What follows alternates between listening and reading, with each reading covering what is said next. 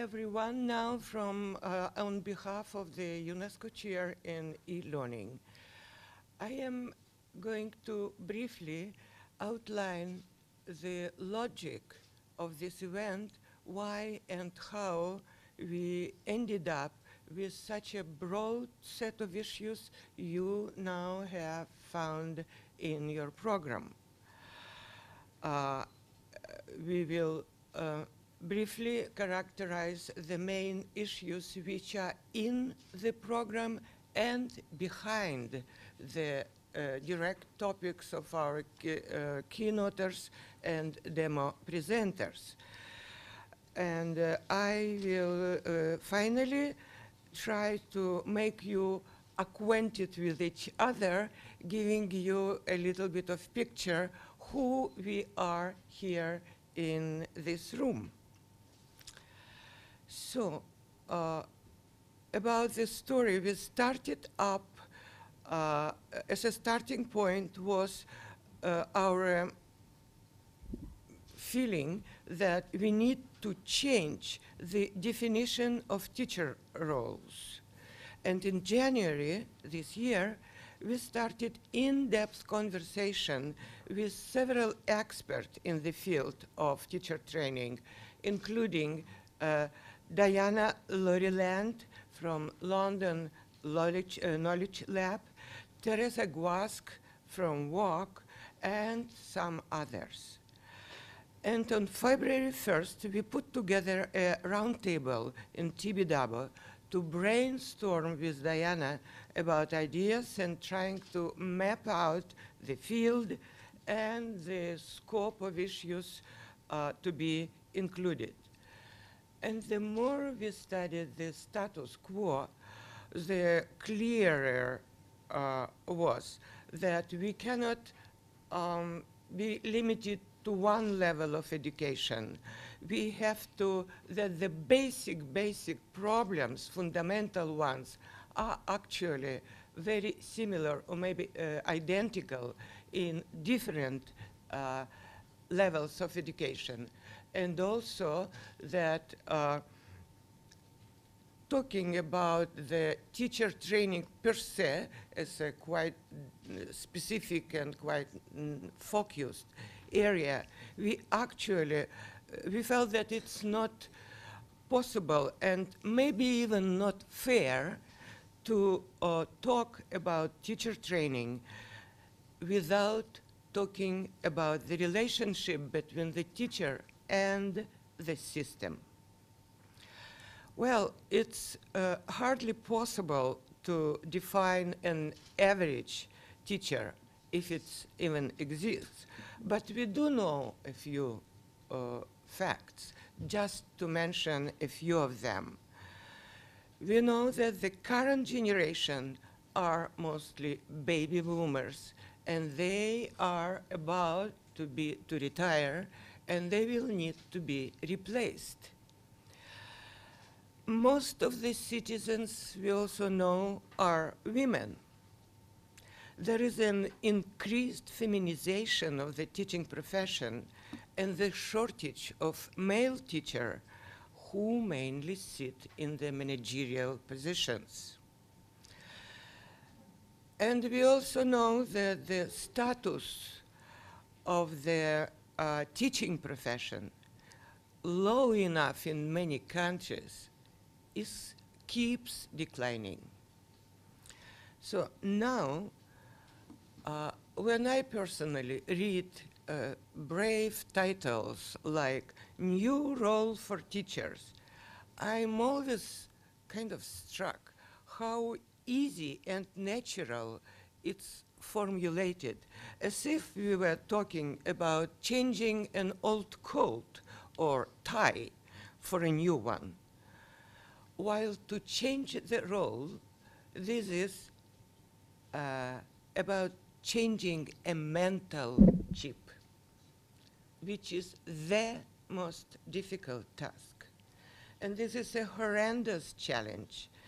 And it is not clear how many of teachers in practice, practicing teachers, will be able or want to take this challenge. And if we force this process from above, as it's being made, for example, in the United States, so it would cause many serious dramas in the life of the teachers. It's already the case.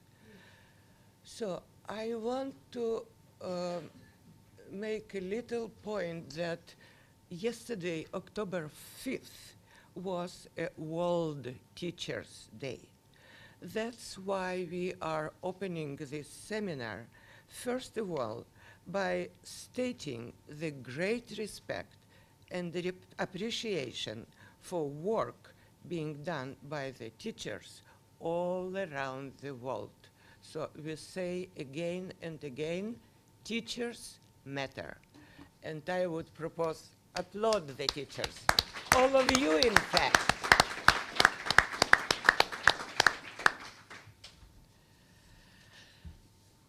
Now, during this seminar, we will discuss, among other things, teacher development aspects, of course. This is the main topic of our seminar, which means approaches, techniques, practices, and needs. Skills teachers are supposed to have in the modern education, including technology. Several years ago, we would put a question mark here if it's a necessary tool in the list of the skills, necessary skill in the long list of the skills. Today, there are no questions in the very DNA of the teaching process. We cannot ignore it anymore. That's why ICTs, or new technologies, are not explicitly mentioned in the title because it's indispensable part today. So we also certainly will mention not once student profiles and demands which are radically changed. And the relationship between learning and teaching, which came up actually to the point of rupture, up to the point that students search for answers somewhere else, outside of the schools, outside of the classrooms. Why? Because there are so many new forms of out-of-school teaching, non-formal, informal, homeschooling. It's, you know, keep watching because, for example, the statistics in the United States show that from 850,000 students in the year 1997 who were schooled at home, today we have 3 million. So there is an exponential growth, and there is a good explanation to this. Not only the advancement and possibilities brought to us by the new technology, but also role of parents, which definitely needs to be explored more deeply because we encounter from them push and critique. They say schools kills creativity of their kids, schools do not allow for innovation and for advancement of the children, and especially their personal child, meaning allows for little, very little personalization and individual approach. So they choose the school, homeschooling. We also will be, even if not directly, always keep in mind and maybe talk about conditions and environments teachers work in, budget cuts, salaries frozen or down, class size up, workload up massive firing, insecurities, a system is now confronting them and make them accountable, them, teachers, accountable for failures, low performance of students in education. And that's all this, the environment, which we just cannot ignore when we talk about that we need to develop the skills and abilities of our teachers.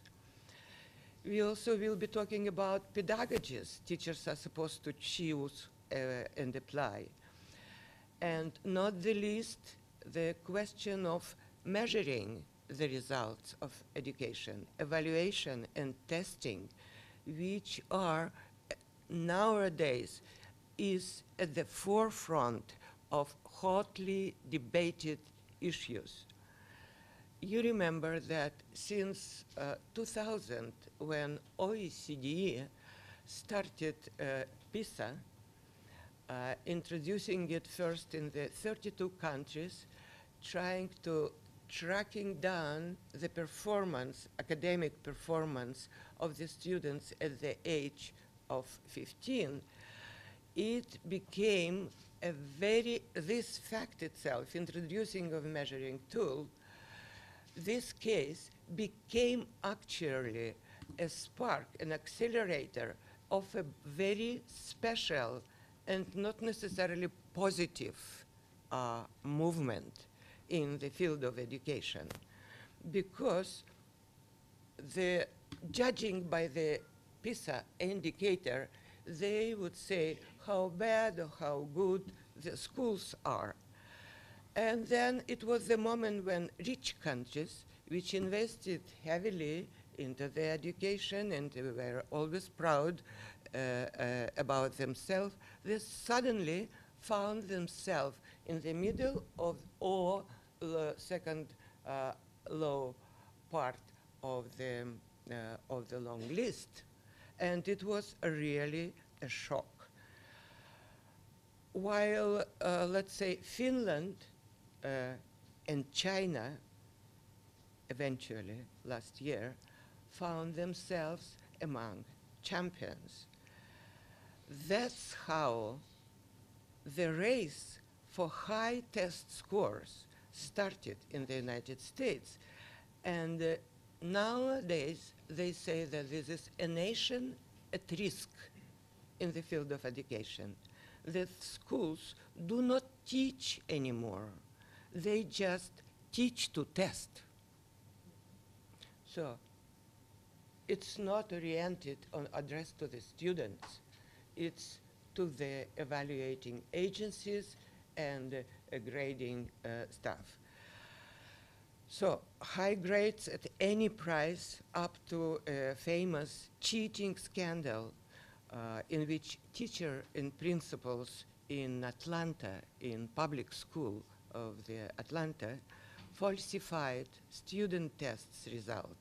It was a very shameful and kind of painful to know and perceive for the whole nation scandal, which also brought the system itself into the chaos, destroyed trust in the school, and brought total confusion among the teachers and parents who say they are not sure students are learning at all and whether the system as a whole is doing its job. Well, in the meantime, the champions do not overestimate the significance of the PISA result. Sure, Finnish educators were pleased and nicely surprised by the results, but don't pay too much attention to it, to this, because measuring and testing never was the goal or one of the, let's say, main objectives of the teaching process. China, in the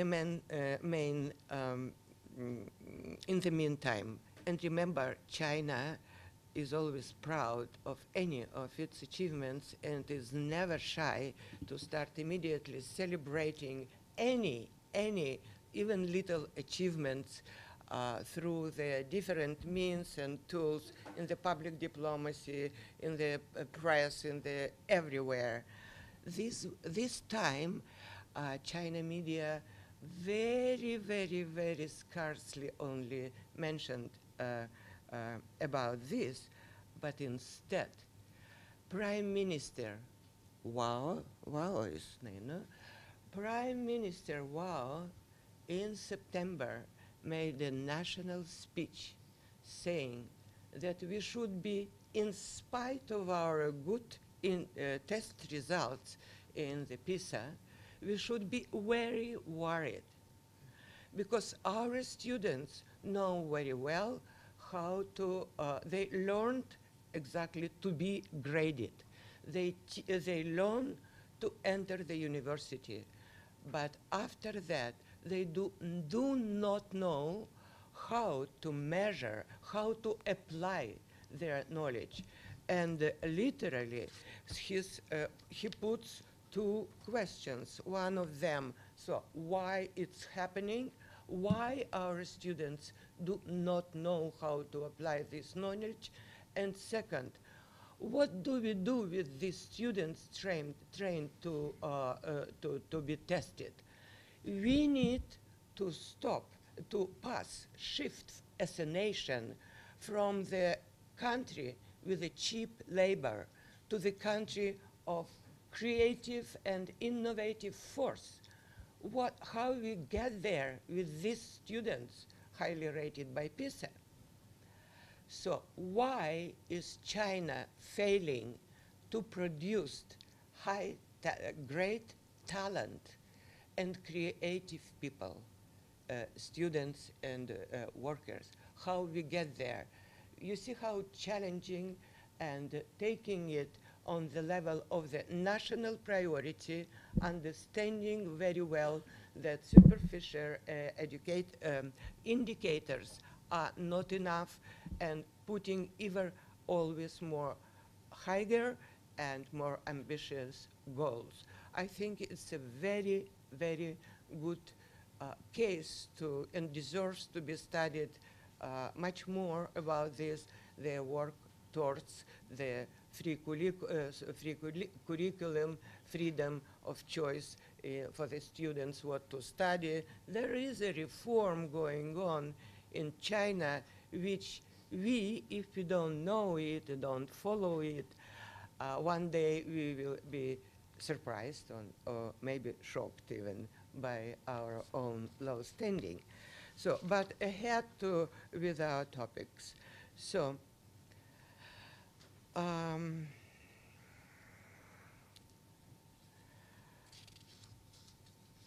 just to finish it. So this question, measuring and testing the results of the performance, both of teachers and students, it's a very sensitive and interesting issue because many countries, if you take the map, educational map of the world, you will find that there is exactly two opposite trends, two opposite directions.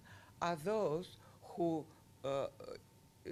passionately follow the lead, the lead of the United States, and there are those who are trying to find a way, a much more sensitive, interesting, and real indicators of the success of the process of learning.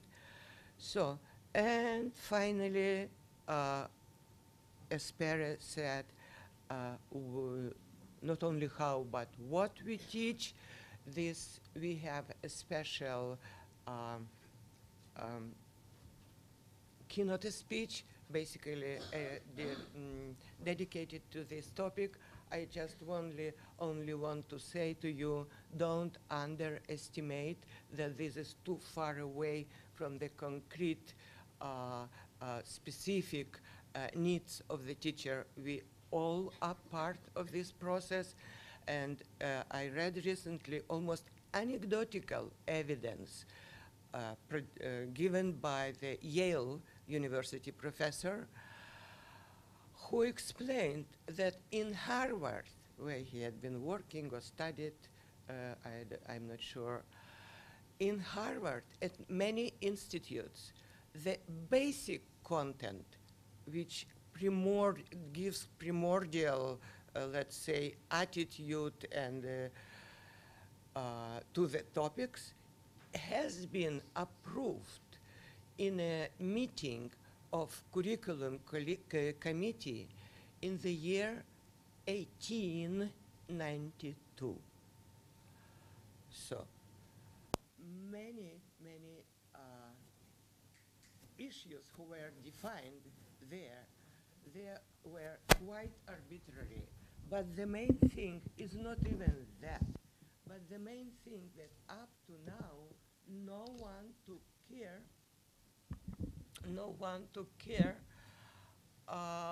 to rethink about this. So there is a Bible on the desk of every rector or curriculum committee, and it is time for thinking, rethinking, and reconsidering teachers' roles without forgetting all this complicated educational environment. Thank you. And now just a few words about who we are here. So we are all participants. Please bear in mind that there are no audience in this room. We expect you to be very active and proactive, and you have tools for that. And as for the Twitter, if you are shy enough and don't want to interrupt or thinking that you might forget a question, send us a tweet and it will be forwarded to the speaker. And by the way, we consider speaker is gaining so much kind of importance and force and stimulating activity in the conference rooms, that we decided that this time we will announce a concourse and give 2 prizes for the best tweets of this today's events. And the prize will be a book of your choice, which you will receive direct into your home mail, which will deliver to you by via Amazon.com. Okay? And finally, who we are. So, by affiliation to which agency, institution we belong, is 58 of today's participants work in higher education area, 11 in schools, both pre and K-12 schools. There are from national agency, governmental agencies who deal with the evaluation or reform of the education. We have 8 people. International organization, UNESCO, Dr. Adubra is coming this evening, and maybe he will come directly to the dinner, because they have a very special executive committee, executive meeting annual, which happened to be today, so he will be for tomorrow. And from industry and research in learning, we have 6 people. By field of knowledge, or let's say like approximate to the stakeholders, we have teachers in practice in all levels represented, as I said, levels of education, teacher educators, those who teach the teachers, policymakers, administrators, school and university administrators, researchers, both from academy and industry, student and some PhD candidates. And by geography, we are here from 20 countries in Europe.